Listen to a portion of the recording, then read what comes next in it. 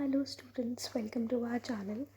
So our chapter is magnetism, moving charges and magnetism. ठीक है, तो moving charges and magnetism को जैसे हम स्टार्ट करते हैं, सबसे पहले हमें पता होना चाहिए कि जो हमारे चार्जेस मूव करते हैं वो बेसिकली चार्जेस जब मूव करते हैं तो एक तरह से वो करंट कैरिंग जो भी वायर होती है, तो चार्जेस मूव कर रहे हैं, मतलब कि करंट डेवलप हो रहा है और करंट डेवलप होने की वजह से मैग्नेटिक फील्ड जनरेट होती है.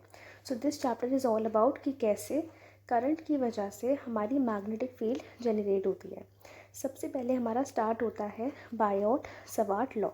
ठीक है, तो ये जो बायोट सवार्ट लॉ है ये हमारा एक इनफाइनाइट वायर के लिए होता है, जिसमें जो हमें मैग्नेटिक फील्ड बेसिकली जो करंट है उसकी वजह से मैग्नेटिक फील्ड प्रोड्यूस होती है.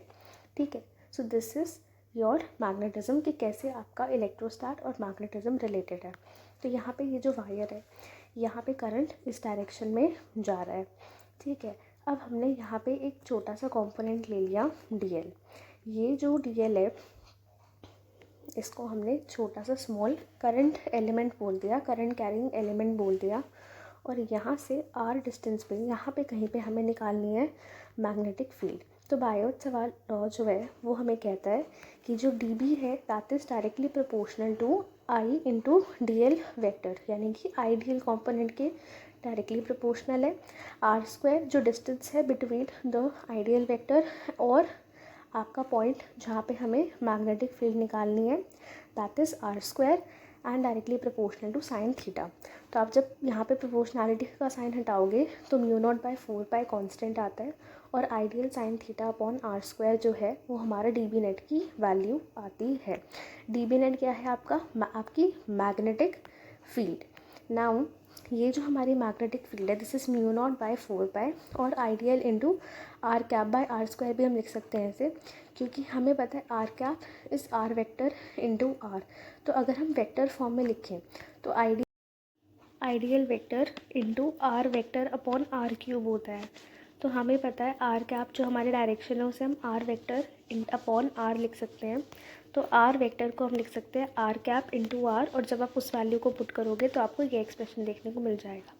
तो वैसे हमारा ये वाला एक्सप्रेशन सही है, लेकिन ये वाला एक्सप्रेशन वेक्टर फॉर्म है. आपको पता है ये वैसे भी आइडियल इंटू R यहाँ वाला आप देखो तो इसका हम वैसे भी जब प्रोडक्ट करते हैं तो हमें साइन थीटा का कंपोनेंट देखने को मिलता है. ठीक है, तो ये था आपका बायोट सवार्ट लॉ. उसके बाद हम आते हैं magnetic field at the centre of circular current loop. तो करंट कैरिंग लूप है ये. ठीक है, इस पे वो कह रहे हैं कि हमें मैग्नेटिक फील्ड निकालनी है इसके सेंटर पे, यहाँ पे इस पॉइंट पे मैग्नेटिक फील्ड निकालनी है. राइट, तो अब देखो हमें पता है कि हमारा dB नेट जो है वो μ0/4 आइडियल साइन थीटा है. ठीक है, साइन θ/R² भी है. ठीक है, अब यहाँ पे हम देख लेते हैं हमारा इंटीग्रेशन करेंगे हम dB का ताकि हमें B नेट देखने को मिले. तो μ0I तो हमारा कांस्टेंट है, μ0I 4πR² कांस्टेंट है, सिर्फ हम DL का इंटीग्रेशन करेंगे. तो इंटीग्रेशन ऑफ DL, तो DL का इंटीग्रेशन कहाँ से करेंगे 0 से 2πR तक, जो हमारी रिंग की पूरी हम एक तरह से जिससे लेंथ बोल सकते हैं, सर्कमफ्रेंस बोल सकते हैं, सर्कमफ्रेंस ही बोलेंगे. ठीक है, तो हमारा इंटीग्रेशन करेंगे तो ये भी आ जाएगा this is μ0I 4πR² into 2πR, क्योंकि एक तो लिमिट डालोगे आप 0 से 2πR तक तो 0 वाला तो 0 हो जाएगा और 2πR वाला 2πR आ जाएगा. ठीक है, उसके बाद यहाँ पे ये और ये कैंसिल, यहाँ पे 2π ये और ये कैंसिल. तो हमारी जो मैग्नेटिक फील्ड है that come outs to be μ0I 2R in case of हमारी magnetic field at the centre of the circular loop. अब आइडियल यहाँ पे साइन थीटा है. आइडियल साइन थीटा कैसे होगा कि अगर मैं कंपोनेंट कंसिडर करती हूँ, जैसे कि मैं इस डिस्टेंस को R बोल रही हूँ. ठीक है, और यहाँ पे मैं ये वाला आइडियल कंपोनेंट कंसिडर करूँ तो करंट इधर जा रहा है, तो करंट की डायरेक्शन ऊपर है और R वेक्टर मैंने इस डायरेक्शन में लिया है, तो हमारा 90 डिग्री एंगल फॉर्म हो रहा है. सिमिलरली अगर आप ध्यान से नोटिस करें तो अगर मैं ये वाला कंपोनेंट लेती हूँ तो यहाँ पे इस डायरेक्शन में जा रहा है आपका आइडियल, तो मैं यहाँ से लेके यहाँ तक के डिस्टेंस को आर बोल सकती हूँ। तो इधर भी 90 डिग्री एंगल ही बन रहा है आइडियल वेक्टर और आर वेक्टर के बीच में, ठीक है। Then we have magnetic field on the axis of a circular current carrying loop. मतलब ये करंट कैरिंग लूप है, हमने इसकी सेंटर पे तो निकाल लिया, बट अब हम इसके एक्सिस पे निकालेंगे कि यहाँ पे ये जो एक्सियल पॉइंट है, इधर वाला जो पॉइंट है, ये वाला पॉइंट, यहाँ पे मैग्नेटिक फील्ड की क्या वैल्यू होती है, जैसे कि हमने निकाली थी इन केस ऑफ हमारा इलेक्ट्रिक फील्ड हमने जैसे निकाली थी, ठीक है। तो मैग्नेटिक फील्ड अगर हम देखें तो करंट की ये डायरेक्शन है, ठीक है, इसके अकॉर्डिंग आउटवर्ड जानी चाहिए मैग्नेटिक फील्ड। खैर कोई फ़र्क वैसे पड़ता नहीं है, हटा दो इसे,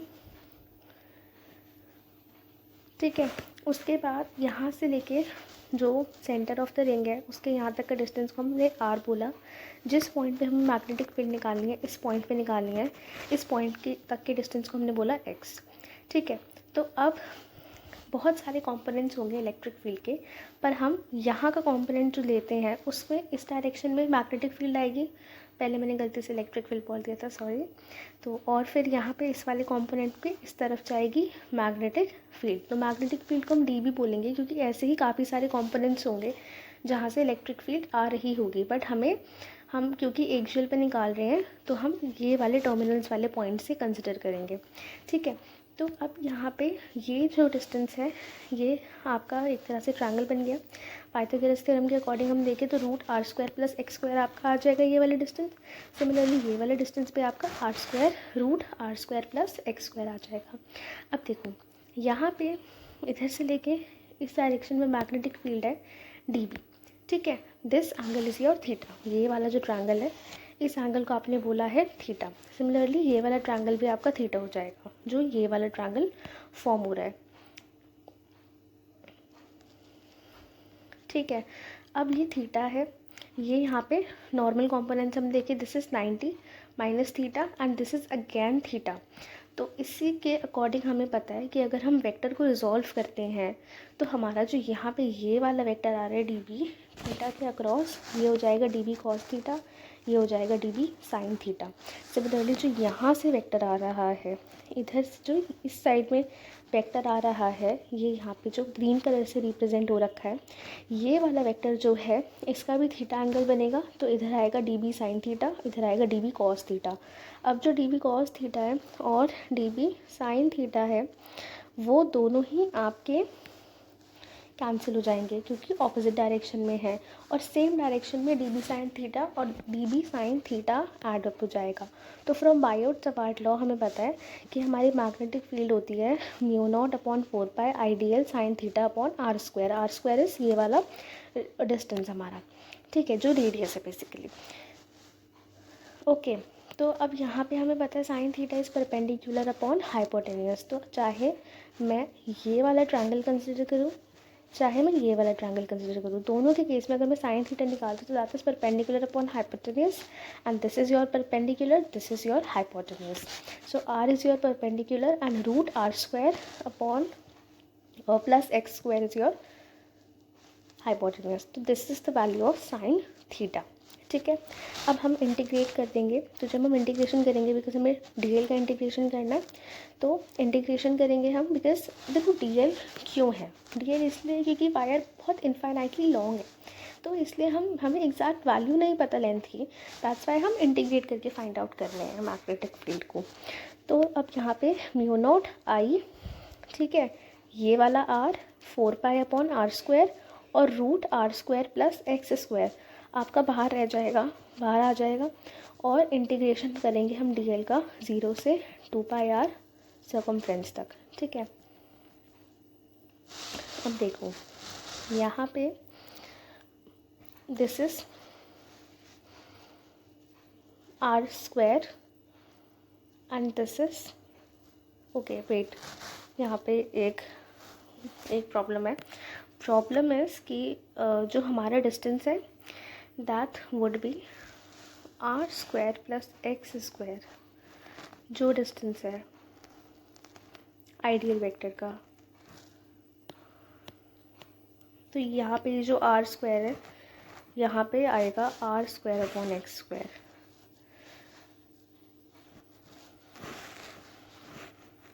लेट मी करेक्ट दिस। तो यहाँ पे आ जाएगा आपका R square plus x square.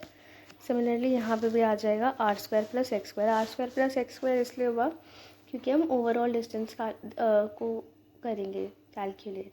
देखो मैं समझाती हूँ R square plus x square कैसे आया। देखो आर स्क्वायर और एक्स स्क्वायर, ठीक है।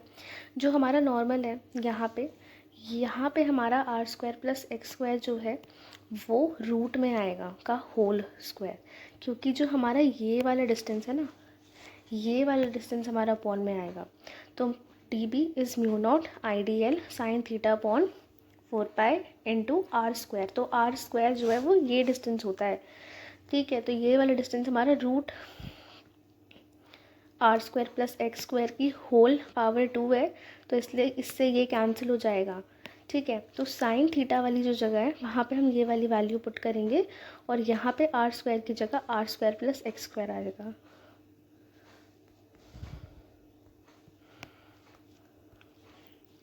Are square plus x square, ठीक है। तो अब देखो are square plus x square देखेंगे तो इसका एक तरह से पावर एक तरह से 1 है, क्योंकि हमने R square plus x square लिखा हुआ है, तो एक तरह से पावर इसकी 1 है, ठीक है। और रूट जो होता है उसको हम 1/2 लिख सकते हैं। तो ये हमारा पूरा टर्म सेम रहेगा और हमारा हो जाएगा,